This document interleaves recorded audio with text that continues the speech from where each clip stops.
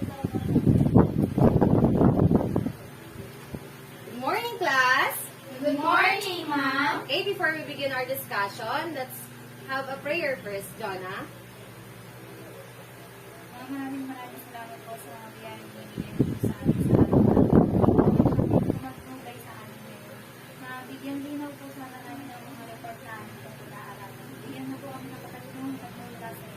Ang lahat ng ito ay magalit po kami sa mga malamang sa pagkakas ng Jesusa. Ayan. Ay, mukhang inaantok ba kayo? Mukhang tutulog-tulog ka tayo, ah. Siyempre, kailangan natin yung magsasayaw-sayaw muna. Gusto niyo yun? Yes, ma'am. Ano gusto niyo yun?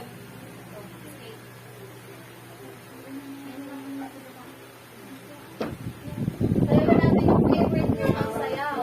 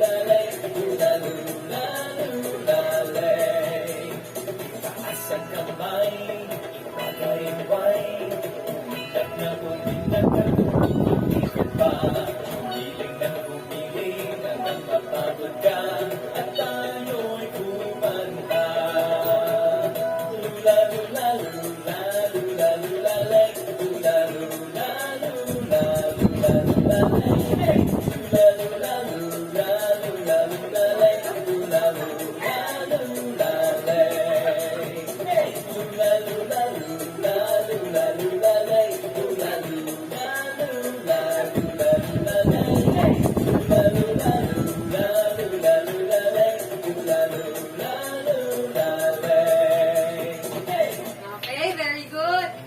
Let's take your seats. Thank you, ma'am.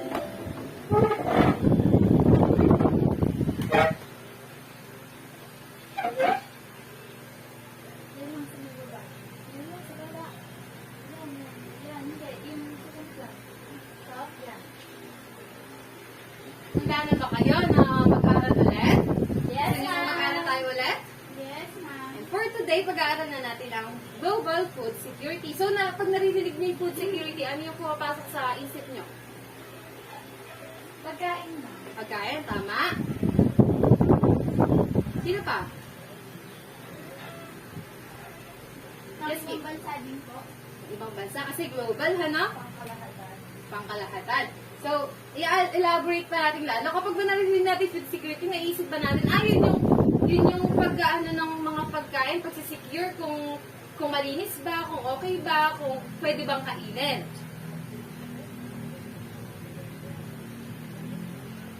So, food security is anchored on the premise that people at all times have access, including physical, social, and economic, to adequate, safe, and nutritious food necessary to lead active and healthy lives. So, katulad ng sinabi ni Ma'am kanina, yung food security is yung pagsisiguro, tama, yung pagsisiguro kung safe ba yung kakainan ng isang tao. And essentially, humans should not have to rely on stealing, scavenging, or obtaining emergency supplies for food. When populations have faced insecurity, they are living with the absence of food security. The region in the world to experience the greatest threat of food security is Sub-Saharan Africa. However, food security is something that every country and region in the world must contend with. So, aware ba kayo sa bansang Africa? Yes, ma'am. Di ba alam naman natin kung gaano parang laganap yung kagutuman, yung kahirapan sa Africa. So, sinasabi nga na ang Africa daw ang isa sa mga bansa sa buong mundo na nakaka-experience ng greatest threat of food security.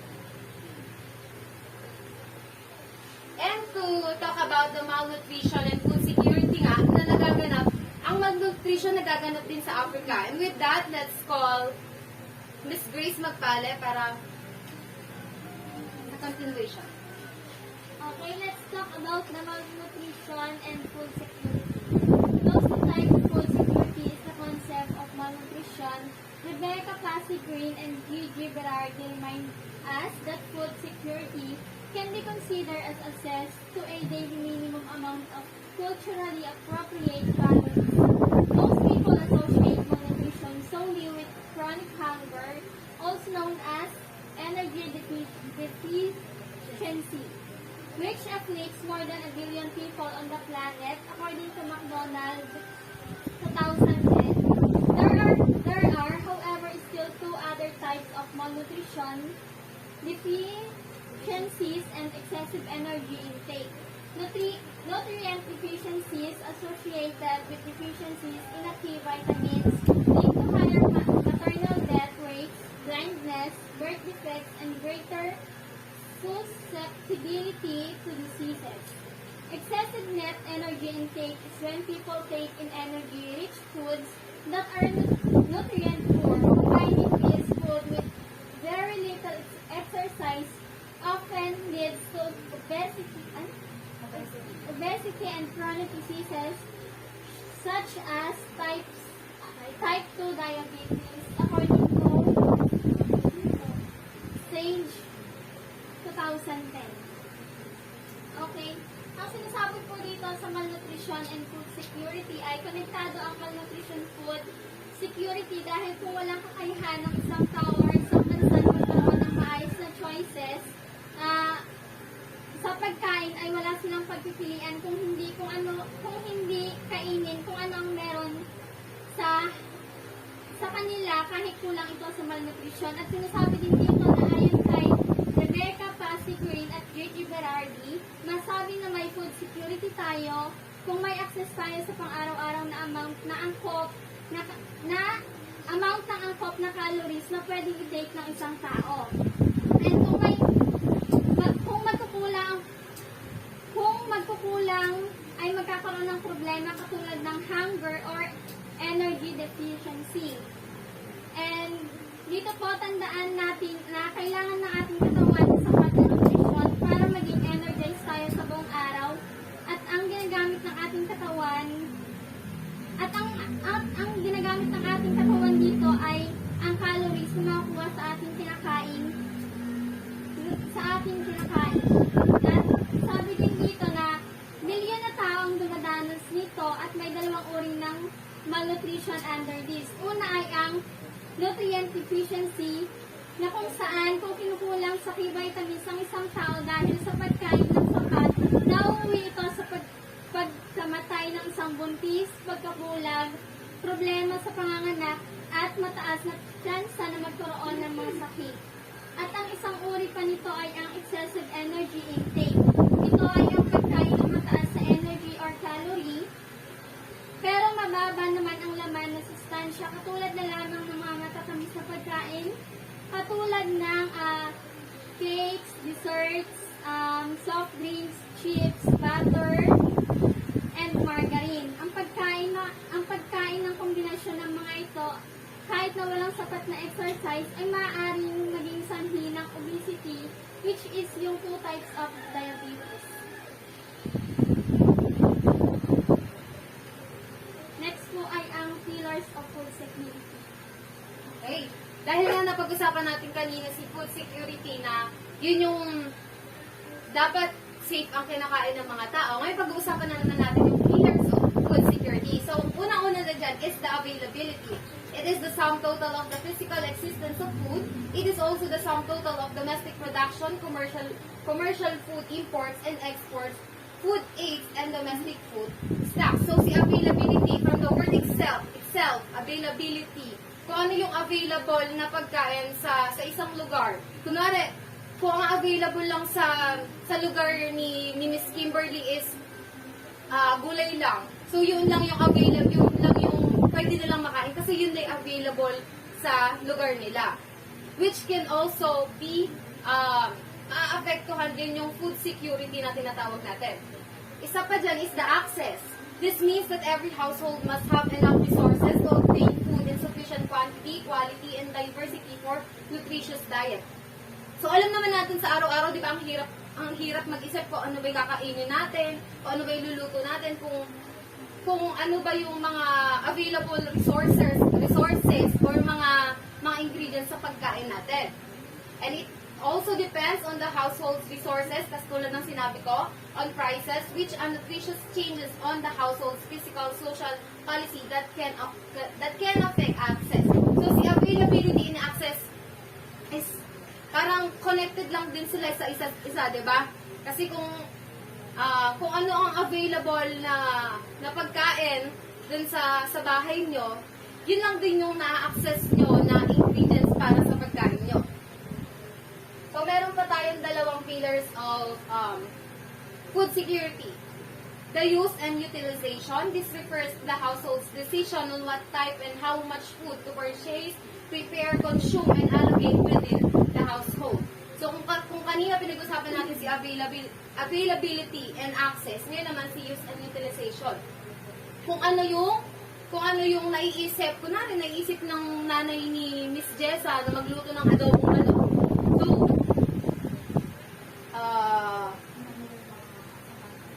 kung ano yung mga sangkap nun, dahil yun yung available na meron sa household nila o sa bahay nila. Kaya yun yung naisip na pagkain o iluto ng nanay niya. The other aspect of it is the biological utilization of food, which relates to the human body's ability to convert the food taken to energy needed for the day-to-day activities. So, isa pa dyan is the stability. It is a state where the household has a constant supply of food throughout the year and in the long term. This also means that the household has a steady income and constant food supply. However, this is also very dependent on external factors and risks such as natural disasters, climate change, war, and marketplace changeableness. So, si stability naman, di ba? Kunwari nakapag-imbak na kayo ng pagkain sa bahay nyo. So, yung stability na tinatawag natin is, yun yung, meron ka, kunwari nag-groceries ka, may stable kang pagkukuhanan ng mga pagkain kasi nakapag-store ka na ng mga foods and everything. So, for the next one, let's talk about the consequences of food security. Okay, let's move on to the consequences of food security. Alam naman natin na may mga consequences din ang food security. Katulad na lamang yung una, yung social disorder. Food shortage of inflationary food prices are causes of social unrest in most countries. Social unrest can be disruptive to the country's economic and political stability. Dito nga yung sa may social disorder, kung sabi dito na kung kinukulang supply ng pagkain dahil sa mataas na demand, sa demand nito ay maaaring tumaas ang presyo ng mga bilihin at ang magiging dahilan ng social unrest ay sabi nga kung kinukulang lang yung supply ng pagkain dahil sa mataas na demand nito, maaaring tumaas din yung presyo ng mga bilihin na kung saan magiging dahilan ng social unrest sa ating bansa. At ang social unrest ay malaking epekto sa kaayusan ng ekonomiya at politika dahil sa pagkakagulo ng mga tao sa tuwing mangyayari ang mga ganitong sitwasyon. Okay, yung pangalawa, yung health issues. Malnutrition is associated with increased burden on families. On hand are malnourished and stunted children but with obese parents. Poor dietary quality among adults leads to serious diseases such as diabetes and hypertension. Hunger can also cause psycho-emotional distress. Health issues, gaya nga ng sinabi ko, ay ang pagkain ng hindi sapat ay magpapahina sa ating mga katawan at ang pagkain naman ng sobra ngunit kulang sustansya ay hindi maganda ang dulot nito.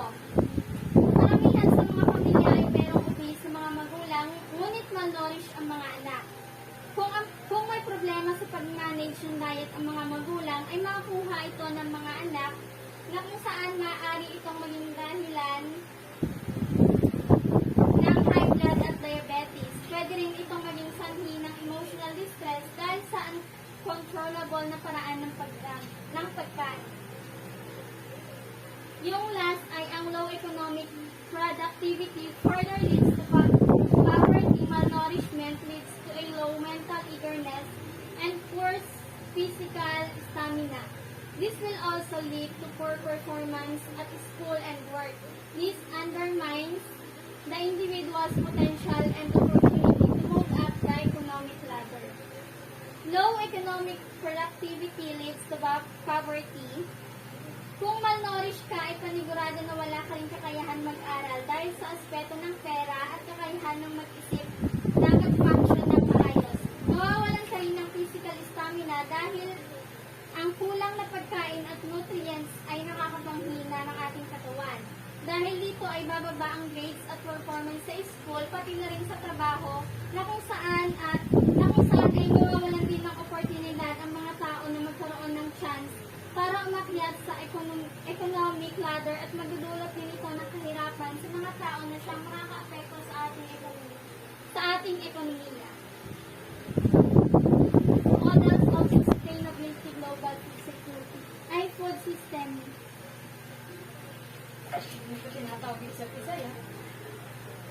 Models for sustainable global food system. The transformation of the global food system should realize all four aspirations and should drive progress across United Nations multiple sustainable development goals. Are these goals achieved together? These four aspirations can make the global food system resilient to inevitable shock and stressors. These include the following. Inclusive. These show that all actors in the global food system, including the smallholder farmers, women, youth, and consumer, most especially those who are most vulnerable due to the transformation, should be consulted on the issues and be part of the formation of solutions and policies. It says here the vulnerable people or sectors in the community must be consulted to the things, especially the issues or problems that the community itself is encountering, and para sa mga solution and policies na ilalapag ng mga gobyerno dahil sila ang nakakatanggap ng kung anumang kalalabasan ng mga polisiyang ito. Sustainable. This means the solution and policies must address the short and long-term issues while minimizing the negative environmental impact, conserving the scarce natural resources, and strengthening the resilience against future shock and stress. It says here na dapat ang mga policy and services na mayroong short and long term na pwedeng i-minimize ang impact sa environment ay makakatulong sa tao at sa environment. Pinabalance din ito ang resilience ng mga tao. Kung may dadating man na unexpected situation, it also conserves and preserves natural resources. Kaya kapag may mga dumating na dilubyo, ready ang community at ang mga tao. Efficient. It discusses the full food value chain, sourcing of raw materials, production, distribution, retailing, etc. should provide adequate quantities of food for global needs while minimizing the loss and waste. Halimbawa, may dumating na typhoon at flood. May naka-ready sila na relief goods, pero bago ma-prepare yon, kailangan may process na effective at efficient na mapaprocess na step by step. Sa nutrition and healthy, this provides and promotes the consumption of diverse, nutritious, and healthy food for a healthy diet while educating consumer on the environmental impact of dietary choice. This means that it gives awareness to people about what to eat and what nutrient can be from eating them, and will help them to maintain their diet as well. So, dito naman tayo sa responses to food security. These are different ways on how the global communities and societies respond to the threat of food scarcity. To able to address this, here are some recommendations. Global and state level must renew their commitment to reducing poverty by dedicating sufficient resources for job creation, skill formation, social safety, and ensuring good governance. Government must know how to renew and reopen skills that can help people to eradicate Poverty and also having a good leadership is must. Number 2, all countries must allocate more resources for agricultural research and development and to share the findings of research at the institutional private level. Lahat ng bansa, hindi lang ang bansang Pilipinas, ay mayroong meeting and talk about how they promote the agriculture. Kasi alam natin na ito ang pinakapangunahing pinagkukunan natin ng pagkain and the important sectors which is farmers. But they also need action and promotion on how to improve the agricultural. Global collaboration to carry out healthcare reforms to improve absorption. Global cooperation means that the country must have a union and unite as one to overcome threats, especially in food scarcity, and para magtulungan sila iangat ang bawat isa. Number 5, universal policy framework for corporate farming to restrain and grabbing. Another policy is the universal policy framework na kung saan nasasaan ang tamang proseso ng pagdirehistro ng lupa at upang maiwasan ang pagkuha ng lupa ng ibang lupa. Sa number 4 na pagtawa natin, early agreement on global warming, environmental sustainability, and climate change. Ibig sabihin dapat, umpisa pa lang ng mga process steps and ways na kung paano magtutulungan ang problema sa climate change, ang mga paraan kung paano ito masusolusyonan. Ban on the cultivation of crops for biofuels on lands already used for food production. Ngayon, ipasala natin yung mga sumisira sa environmental natin at hubaghayaan pumasok ang mga dayuhan na lasunin ang bansa natin. Now, let's move to global citizenship. I'm Jessa Rosete. Today, we live in much interconnected world. Each individual's action has ripple effects on his immediate family, his community, his environment, his country, and even to the whole world. Every country's policies, decisions, calamities, and crises have far-reaching repercussions to other parts of the world. Technology is breaking down geographical boundaries and has users faster, different, and more affordable ways for people to communicate, travel, trade, work, and education. So sabi dito, sa panahon natin ngayon, mas nakakaharap na tayo ng mas madaling paraan para sa pakikipag-communicate, pagta-travel, trade, work, and lalo na sa ating pag-aaral. Di ba nauso na rin tayo sa online class? Mas patok na sa atin mga modern technologies and mga modern way na mas karaniwang ginagamit natin ngayon. When it comes to people, global mobility, multi-racial families, multicultural workforce is now becoming the norm rather than the exception.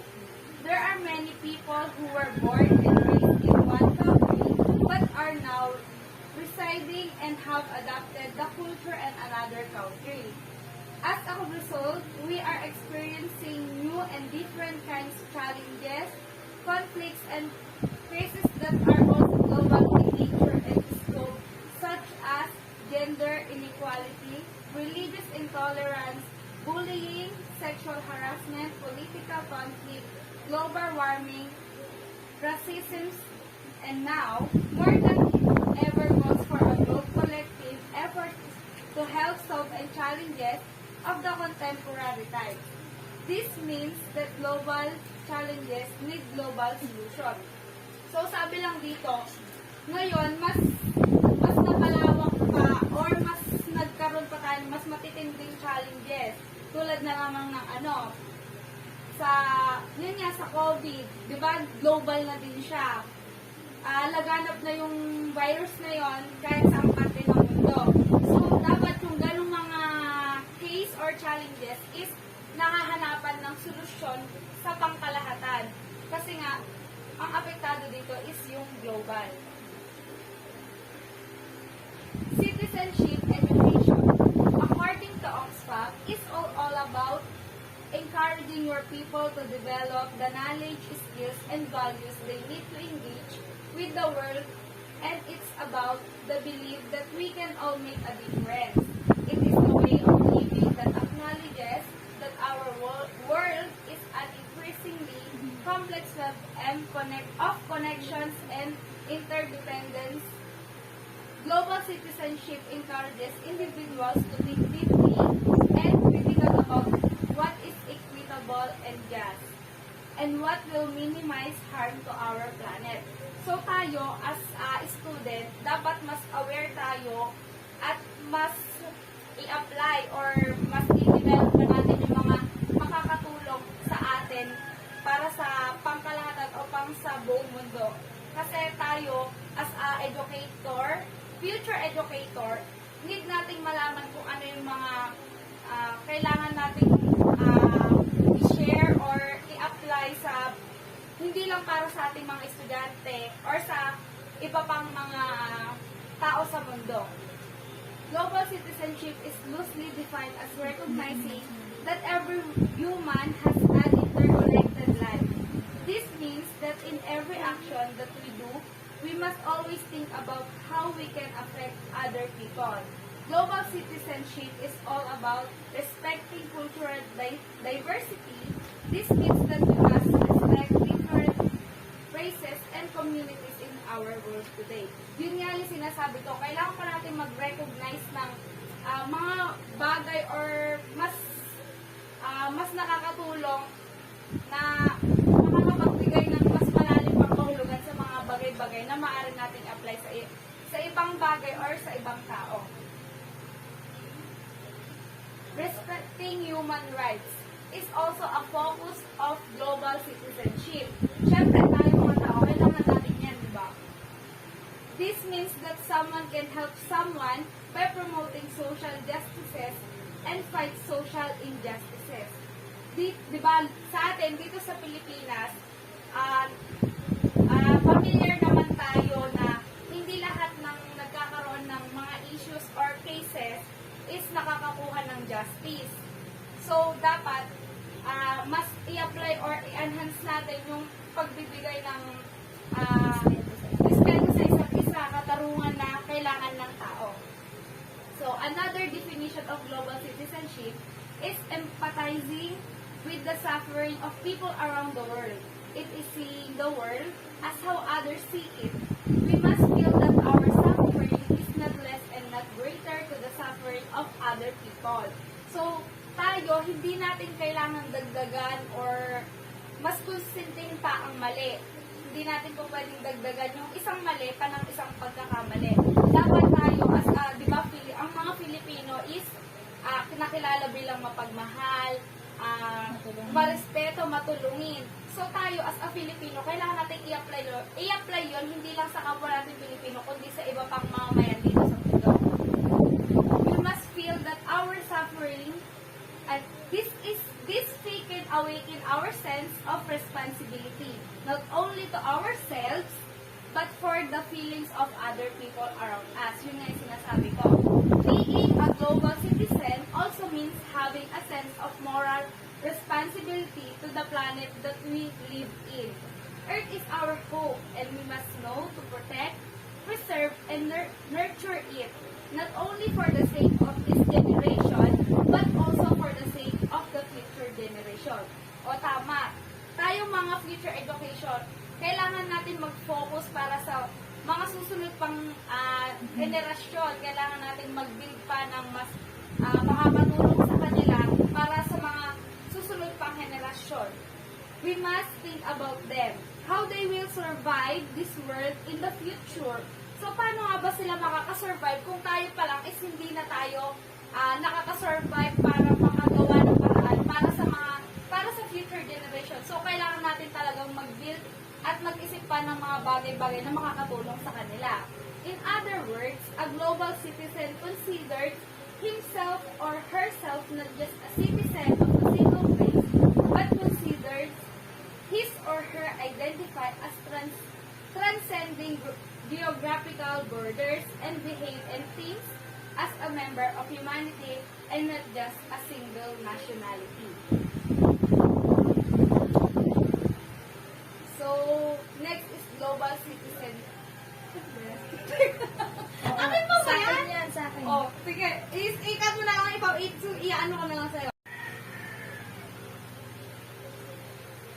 Hello po, good morning. I am Jona DC Dela Cruz, and today I am going to explain the global citizen. So, as a global citizen is someone who, number one, is aware of the wider world and has a sense of their own role as a world citizen. So, dapat daw, as a world citizen, kailangan aware ka na hindi lang ikaw yung tao sa mundo, ano? Kasi, mayroon pang wider world, so kailangan mong maging aware sa world na ginagalawan mo. Next is respect and values diversity. So, hindi mawawala sa ating mga Pilipino yung pagiging respeto sa isa't isa. Kilala nga tayo sa bansa na kung saan mas pinapahalagahan ng pamilya natin yung paggalang sa mga nakakatanda. No? Kakaiba tayo dahil yung ating mga pamilya ay bata pa lang tayo, tinuturo na sa atin yung pagsabi ng po at opo at saka yung pag-bless sa mga nakatatanda nating pamilya. So, we also value the diversity, ano? Hindi tayo magkakamukha, hindi tayo pare-parehas ng ugali. So, kailangan nating mag-intindihan sa bawat isa. So, yung number 3 naman is has an understanding of how the world works. So, pag sa for example, ano, sa isang classroom, iba't ibang student yung nandun, and kailangan mo makisama sa mga kaklase mo. So, dun ko na ipapasok yung has an understanding of how the world works. So, paano ba mo pakikisamahan yung mga kaklase mo sa loob ng eskwelahan? So, number 4 is outrage kay social injustice. Sino nga ba naman yung hindi favor sa sa social injustice? So, kailangan talaga natin ng justice system dito, lalong-lalo na sa justice system natin sa Pilipinas, ano? Kasi, minsan yung justice system natin dito, pagpabot lang sa mga may o sa mga may pera. Sa number 5 naman, participates in the community at a range of levels, from the local to the global. So, hindi naman natin agad pupuntahan yung global, ano? Kailangan mag-umpisa tayo sa local. Kung alam mo yung maaari natin maitulong sa loob ng community natin, kunwari, si Jesusa ay taga Balde Puente. So, yung maaari nang magawa sa Balde Puente, yung maging maayos na mamamayan sa loob ng Balde Puente, no? So, yun yung maaari niyang maitulong sa kanyang community. Sa number 6 naman is willing to act to make the world a more equitable and sustainable place. So, sa paano ba nating paraan masasabi na may nagagawa tayo or equitable yung mga ginagawa natin para sa bansang pinagagalawan natin? Ano ba yung maaari nating maitulong, ano? Sa pagiging future educator or sa pagiging estudyante, maaari tayong makatulong sa pinagagalawan nating community, ano? Sa pagiging maging maayos na estudyante lang, ano? Yung pag-aaral lang ng mabuti, mas malaking tulong na yun, hindi lang sa future generation, kundi sa ating mga pamilya din. And number 7, takes responsibility for their actions. So, sabi nga mo, every actions is always have a consequences. So, kung ano man yung ginagawa mo, pag-isipan mo mabuti, hindi naman kasi laging nasa unahan ng pagsisisi, no?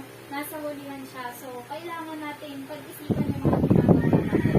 Kailangan natin maging full accountability sa mga ginagawa nating actions. So, number 8, okay na po. So, a global citizen is someone who identifies with being part of an emerging world community and whose actions contribute to building the community's values and practices. Such a definition of global citizenship is based on two assumptions, which is such a thing as an emerging world community to which people can identify, and that such a community has an asset set of values and practices. So, sa isang community, ano, may kanya-kanyang practices or paniniwala na ginagawa. For example, sa bayan ng Saragosa, meron sariling fiesta ng Saragosa, fiesta ng Balde Puente. May kanya-kanyang paniniwala, yung mga pinapaniwalaan, yung mga tradisyon, For example, sa bahay namin, yung mama ko kasi Ilocano siya, no? So, kapag kakain na, ang sasabihin niya, mahalin. So, tatawagin niya na kami. Dun sa mga, sa mga values na naisasali natin siya sa iba't ibang workshop. So, next is, to be effective global citizen, young people need to be flexible, creative, and proactive. They need to be able to solve problems, make decisions, think critically, communicate ideas effectively, and work well with peers and groups. These skills and attributes are increasingly recognized as being essential to succeed in other areas of 21st century life too, including many workplaces. These skills and qualities cannot be developed without the use of active learning methods through which pupils learn by doing and by collaborating with others.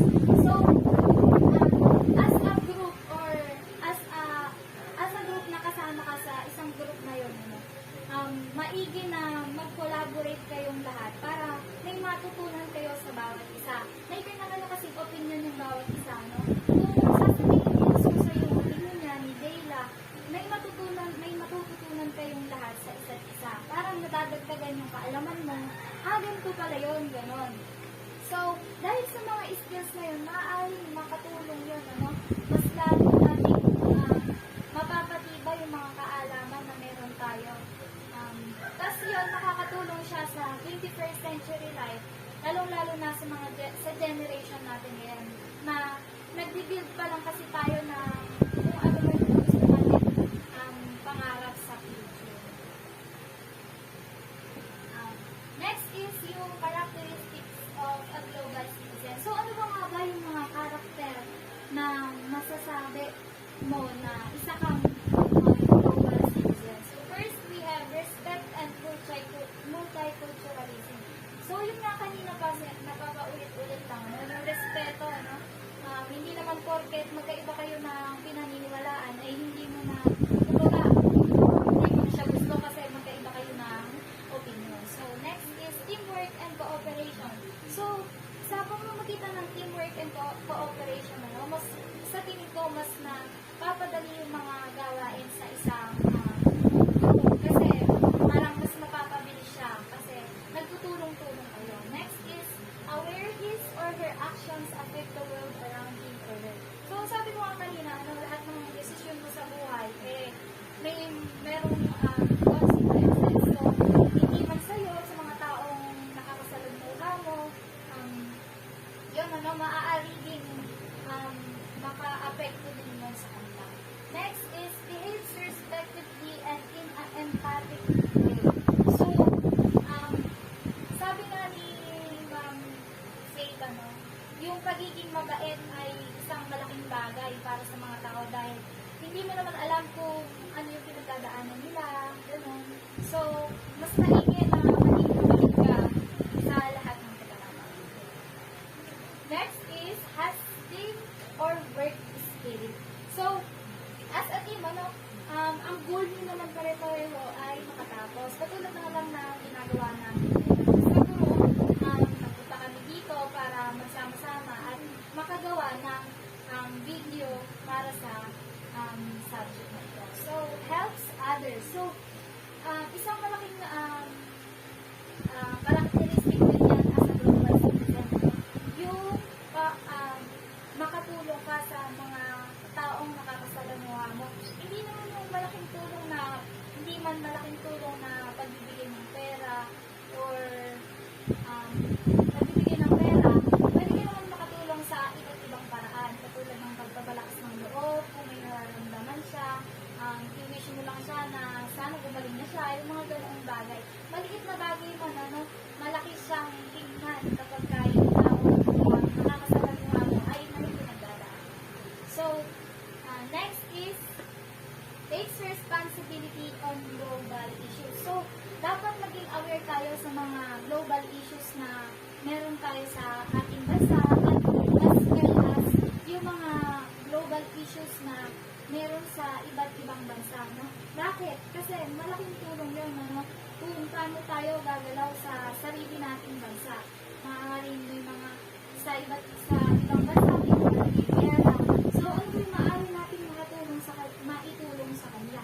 Yung i-wish na sana ay matapos na yung mga pinagdadaanan nila, no? Kasi hindi lang naman matatanda yung mga nakakaranas noon, hindi yung mga batang walang buwan.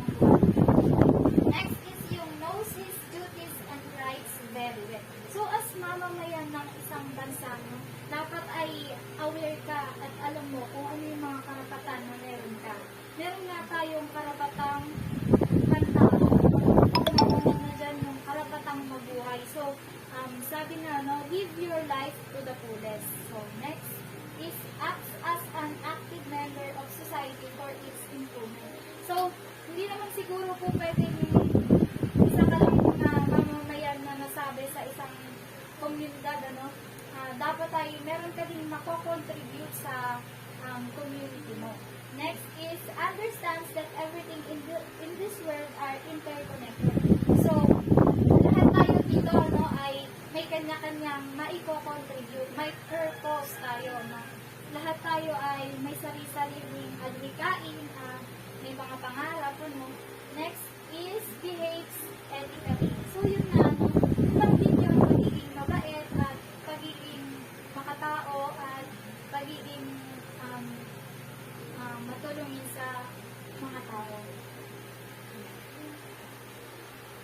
Next is yung ethical obligation for role of education. I-discuss naman po ito ni Ma'am Jesus. Ngayon naman, ang i-discuss ko ay ethical obligation, the role of education. Ako nga pala si Jessa Pauline, Espiritu. According to Ban Ki-moon, the Secretary General of the United Nations, we must possess global citizenship. Education is about more than literacy and numeracy. It is also about the citizenry. Education must fully assume its essential role in helping people to forge more just, peaceful, and tolerant societies. This means that education plays a significant role in teaching and making every student a global citizen. Ang sinasabi ng tilo, naniniwala si Ban Ki-moon na the Secretary General of United Nations na dapat nating isulong ang global citizenship para mas higit pang ma-educate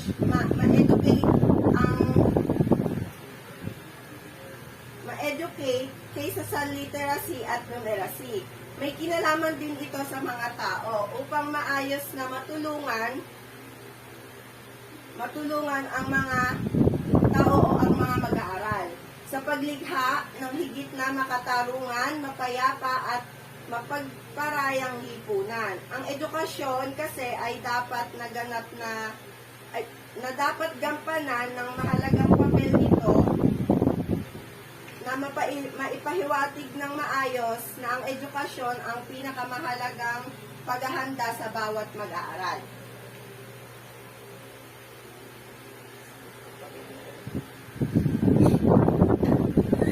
Number 1, preparedness to face real world challenges with the right values.